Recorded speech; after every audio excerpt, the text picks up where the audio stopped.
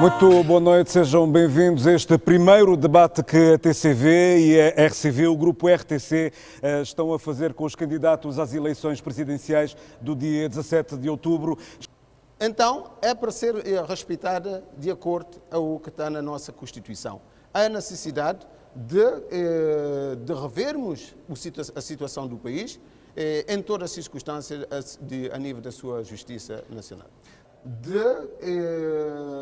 revermos a situação do país em todas as circunstâncias a nível da sua justiça nacional.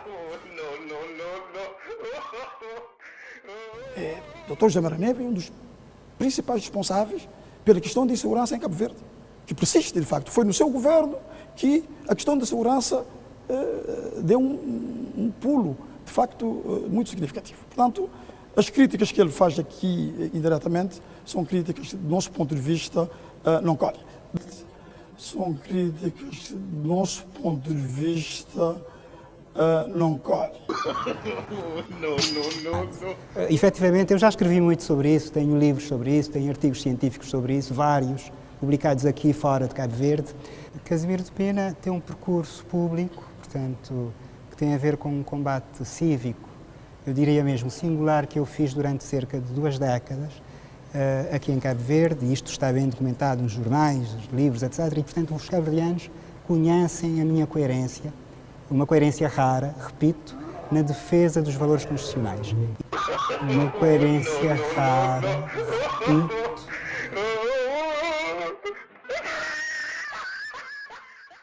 Eu estou a pensar num Cabo Verde pós-semipresidencialista.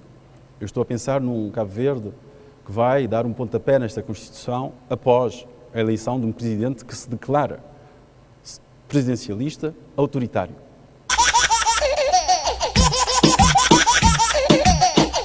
Muito bem, Dr. Hélio Santos, pegando aqui numa frase do Dr. Carlos Veiga, pedagogia presidencial nesta questão da transparência, na prestação de contas e também na despartidarização da máquina pública do Estado. Onde é que o senhor poderá agir? Qual será o seu papel nestes 2 itens? Bom, em primeiro, as intervenções dos candidatos José Maria Neves e Carlos Veiga são autênticas autocríticas daquilo que foi a governação desses 2 candidatos. Todos nós que estamos cá sabemos que desde sempre os primeiros ministros tiveram posição sobre os presidentes da República. Não é novidade. E eu não serei um presidente deste tipo. O primeiro-ministro irá fazer o seu papel, assim como irei fazer o meu. Eu garanto que, caso eu vencer essas eleições, eu vou ser um presidente, não vou dizer que seja 100%, porque caso contrário estou a exagerar, mas vou ser um presidente 85% ou 90% da independência. Porque todos nós sabemos que, e pelas sondagens que eu tenho feito nos treinos... I'll have to ask my accountant about that.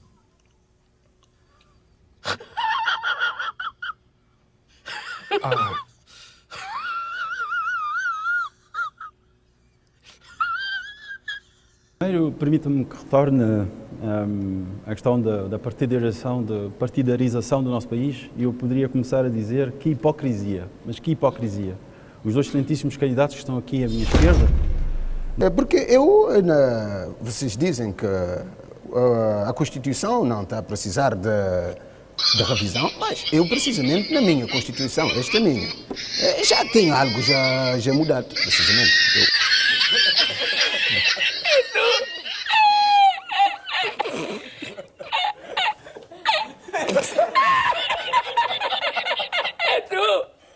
Ao menos os socialistas são generosos.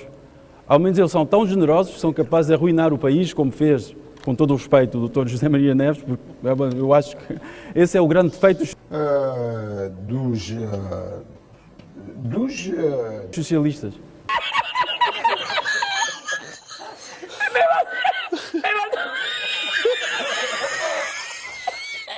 considera que deve estar inscrita na lei a nomeação de embaixadores políticos? Lá está outra vez a falta de poder do coitado do nosso Presidente. Mas antes de passar disso, para isso, vamos falar de exemplos práticos. O que um Presidente não conseguiu fazer. Vamos falar do escândalo da presidência da CDAO. Algo que foi dirigido pelo partido que está no poder, o partido do Dr. Carlos Veiga. A pior vergonha da política externa, em que o Presidente, nosso Presidente, este Presidente que vai sair, foi usado como se fosse uma marioneta e o resultado foi uma extrema vergonha. Uma extrema vergonha. Isto nunca vai ser apagado. É uma mácula. E, sinceramente, nós recuamos em termos de política externa uns 10 ou 15 anos. A CDAO é um exemplo muito prático do que pode ser a política externa moderna, dirigida por um Presidente forte, autoritário, em Cabo Verde.